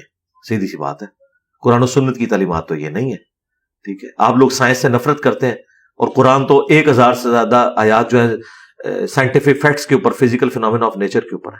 تو ماڈرن دور میں میں سمجھتا ہوں مولانا مودودی رحمہ اللہ, اس کے بعد ڈاکٹر اسرار صاحب, احمد دیدار صاحب, ڈاکٹر ذاکر نائک, یہ ہمارے پلیٹ فارم سے اللہ کا شکر ہے اس میں تو خیر بہت بڑے پیمانے پہ ہوا ہے نا. یہ لوگ تو اپنی اپنی بات کرتے ہیں نا, میں نے تو چھوڑا ہی کسی کا کچھ نہیں ہے نا. جس نے جو بات کی میں نے تو بابوں کی ایک ایک چب درست کی ہے. یعنی یہ نہیں کہ میں نے اپنی صرف بات رکھی ہے, میں نے اس کا روٹ کاز انالیسس کیا ہے کہ جدھر جدھر جس نے فراڈ کیا نا, میں نے کہا نہیں چھوڑوں گا. میدان میں لے آؤ. جس کو کہتے ہیں نا, وہ ایک جواد نقوی صاحب نے بڑی اچھی بات کی تھی کہ انجینئر صاحب انستھیزیا کے بغیر آپریشن کرتے ہیں, ٹھیک ہے, اور یہ میری مجبوری ہے. میں انستھیزیا بھی دے کے بھی آپریشن کروں نا, تب بھی یہ ڈر ہے کہ ان کو ہوش ہی نہ آئے, تو اس لیے مجھے بعض اوقات اس طرح کے آپریشن کرنے پڑ جاتے ہیں. تو میں نے تو اللہ کے فضل سے, اور میں نے سے مراد اللہ نے کام لیا. ظاہر ہے کوئی شخص اتنی ہمت دکھا سکتا ہے. لوگ کہتے ہیں یار کس ملک میں رہ کے کس طرح کی باتیں کر رہے ہیں. تو دیکھیں ہمارے مخالفین کتنے اٹھے, کیا کچھ نہیں انہوں نے کیا. ایف آئی آر سے لے کے, مرڈر اٹیمپٹ سے لے کے, مسجدوں میں جمعے پڑھانے سے لے کے. آج دیوبند مدرسے کا, کل ہمیں کسی نے انڈیا سے وہ بھیجا ہمارے اسٹوڈنٹ نے, مطلب دیوبند کے محتمم جو 4 روزہ 5 روزہ اپنا کورس کروا رہے ہیں, اور وہ باقاعدہ انہوں نے پورا ارینج کیا کہ اپنے مسلک کو کیسے لے کے چلنا ہے. اس میں ایک دن پورا میرے اوپر رکھا ہے انجینئر مرزا کا فتنہ. جی جی ٹھیک ہے, بریلویوں کا فتنہ نہیں لکھا ہوا اس میں, قادیانیوں کا فتنہ الگ سے لکھا ہوا ہے, اور منکرین حدیث کا فتنہ الگ سے لکھا ہوا ہے, اور انجینئر صاحب کا فتنہ الگ سے لکھا ہوا ہے. یعنی آپ دیکھیں کہ انہوں نے ہیٹ فیل کر دی ہے کہ یہ امپائر اب یہ کھڑی ہو رہی ہے. امپائر کچھ عرصہ پہلے ویسے دیوبند نے مولانا مودودی کے حوالے سے بھی ایک پوری ورکشاپ کنڈکٹ کروائی تھی. مناظرین. اب مودودی صاحب تو ان کو ہضم ہو گئے ہیں, مودودی صاحب کا غم ان کو بھول گیا ہے, مشکلیں پڑی اتنی آسان ہو گئیں.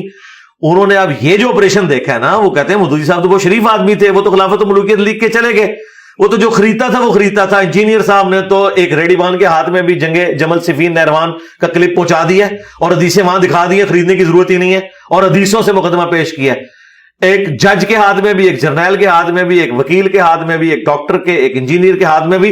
اور دیکھیں ہماری آواز ہر طبقے تک پہنچ رہی ہے. ایون جو لکھنا پڑھنا نہیں جانتا نا, ان میں بھی لوگ ہیں, انٹلیکچوئلز میں بھی ہیں. یہ کون سی دعوت ہے؟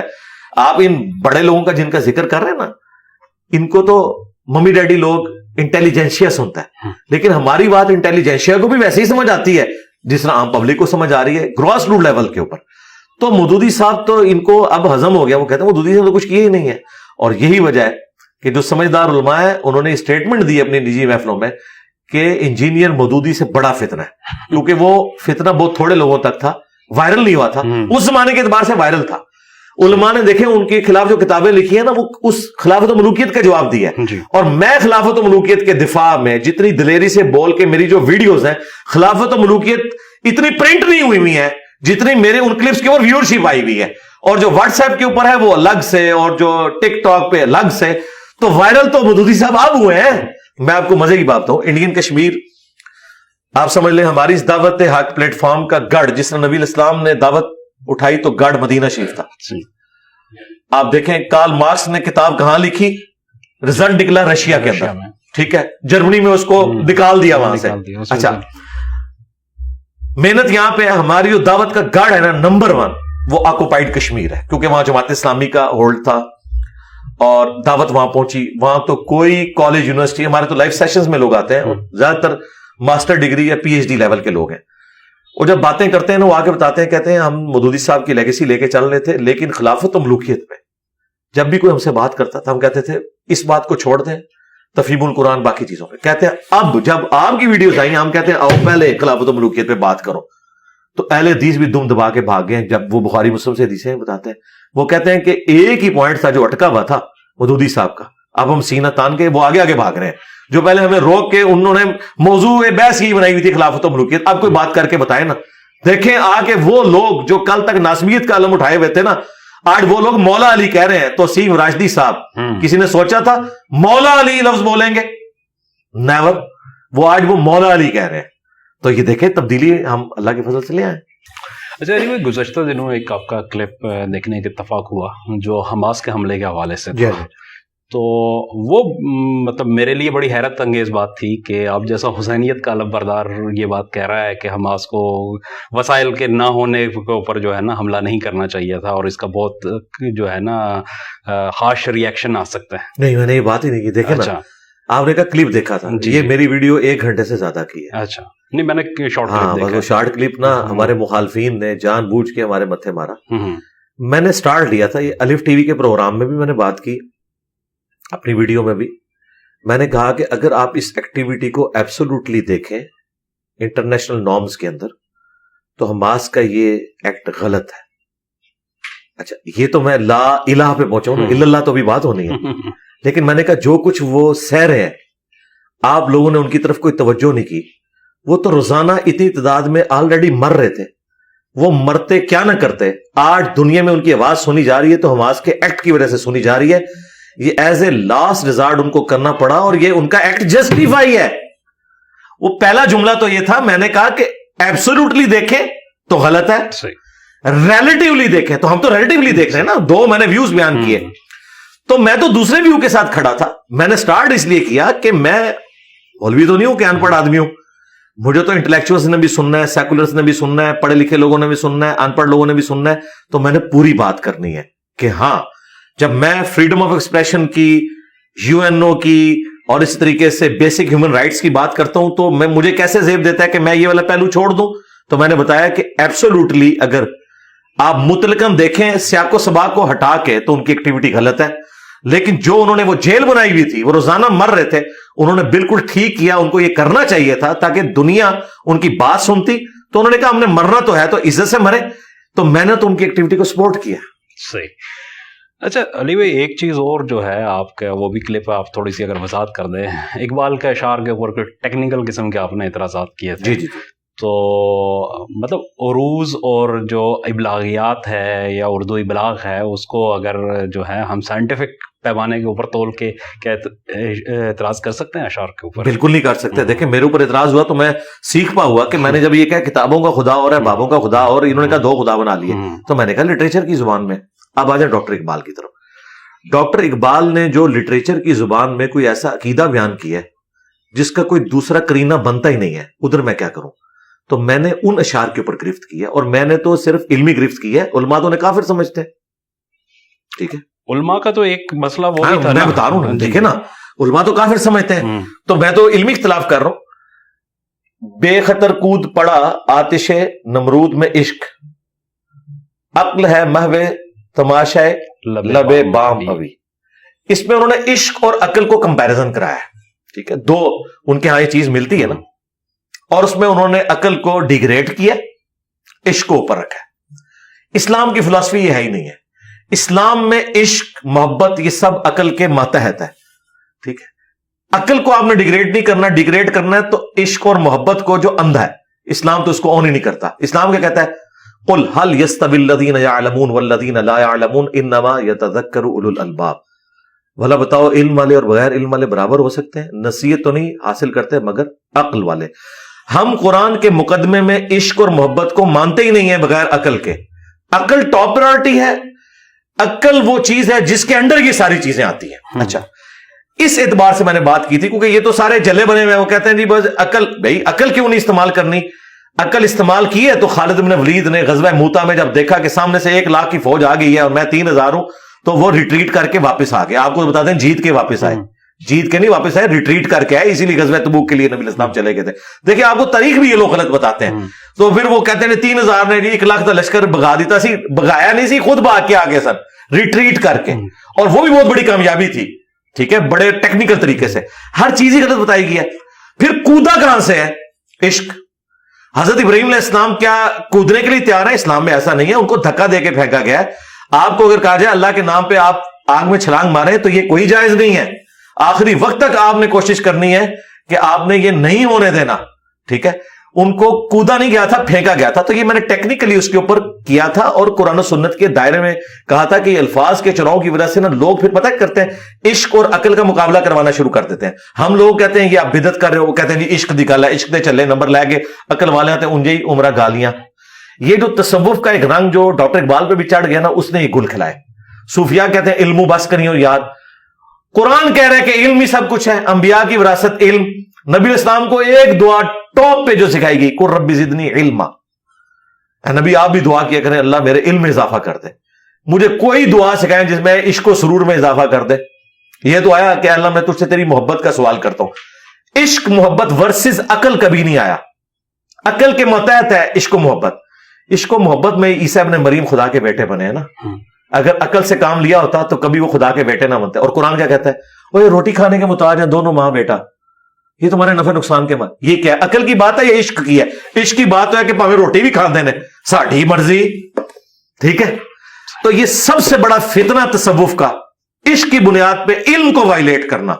اس کی وجہ سے یہ لوگ گمراہ ہوئے ہیں. انبیاء کرام کے طریقے سے یہ لوگ ہٹے ہیں, کتابوں سے ہٹ گئے ہیں, اور اس کے پیچھے جو فیولنگ ہوتی ہے نا پھر اس قسم کے اشعار کی ہوتی ہے. تو ہمارے کام ہے. اب دیکھیں آدھی دنیا نے داڑھی اس لیے نہیں رکھی کہ ڈاکٹر اقبال عاشق رسول سی, ہوتی بھی داڑھی کوئی نہیں سی, ڈاکٹر اقبال کا کوئی قصور نہیں.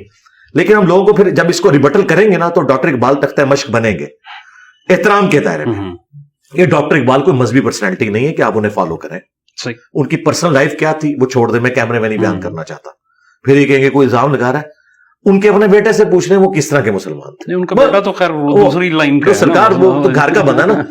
ڈاکٹر اقبال ایک مطلب عقیدے میں بہت اچھے مسلمان ہوں گے, بہرحال پریکٹسنگ وہ ڈھیلے ڈالے مسلمان تھے, ٹھیک ہے.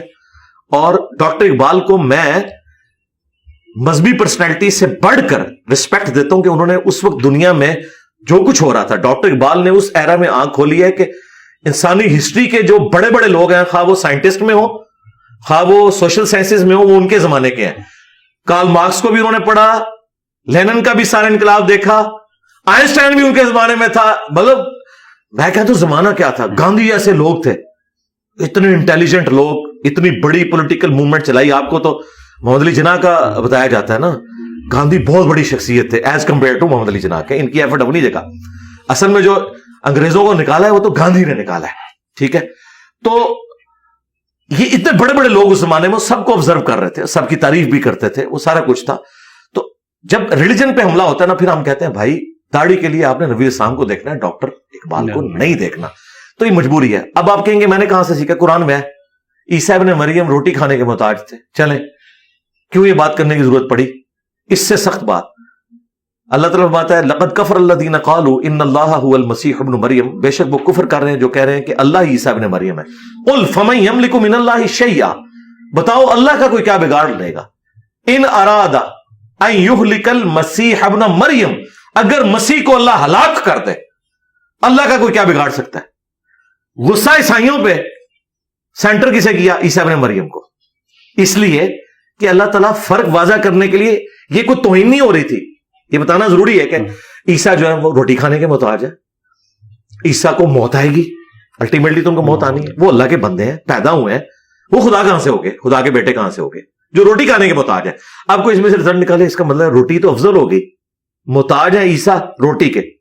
یہ ہمارے لوگ کرتے ہیں, یہ رزلٹ نکالنا شروع. اور اللہ تعالیٰ یہ کہنا چاہ رہا ہے کہ روٹی افضل ہے عیسیٰ سے, یہ بتانا چاہ رہا ہے کہ عیسیٰ ابن مریم بھی مخلوق تھے, جو سورۃ الانعام میں باقی صورتوں میں ہے کہ اللہ کھلاتا ہے خود کھاتا نہیں ہے, ٹھیک ہے. اللہ کی یہ شان ہے کہ وہ کھانے پینے سے پاک ہے, یہ اللہ ہی کی شان ہے, ٹھیک ہے, جو اس کے ساتھ خاص ہے. تو علی بھائی آخر میں آپ کو میسج دینا چاہیں؟ میسج تو ہمارا وہی ہے جو ہم نے لکھا ہوتا ہے, مرنے سے پہلے اے مسلمان کر لے اس پہ غور, کتابوں کا خدا اور ہے, بابوں کا خدا اور اس کا جو کلائمیکس ہے وہ ہمارا یہ والا شعر ہے, نبی کے جیسا ہے ہی کوئی نہیں, بابے تے شاہی کوئی نہیں. نبی علیہ السلام کے مقابلے پہ کوئی بڑے سے بڑا بابا ہے, خواہ وہ پرانا بابا ہو یا نیا بابا ہو, خواہ انجینئر کو کہ بابا خدا نخواستہ بنا لے, تو آپ نے اس کو نہیں دیکھنا, آپ نے اس کو فالو کرنا ہے کہ جن کی قبر مدینے میں صلی اللہ علیہ وسلم. بس یہی میرے. علی بھائی بہت شکریہ, آپ نے وقت دیا ہمیں. ناظرین آپ نے پوڈ کاسٹ سنا آپ کا, اور آج کے پوڈ کاسٹ میں بہت کھل کے باتیں ہوئی. میرے خیال میں بہت ساری چیزیں کلیئر ہوئی ہوں گی جو مس کنسیپشنز تھے یا ایک جو پھیلائی گئی تھی جو چیزیں, تو کوشش کی ہے کہ ان چیزوں کی کوئی کلیریفیکیشن جو ہے نا آپ کے سامنے, فیصلہ آپ نے کرنا ہے. ہمیں اجازت دیجیے گا, اللہ حافظ. جزاک اللہ.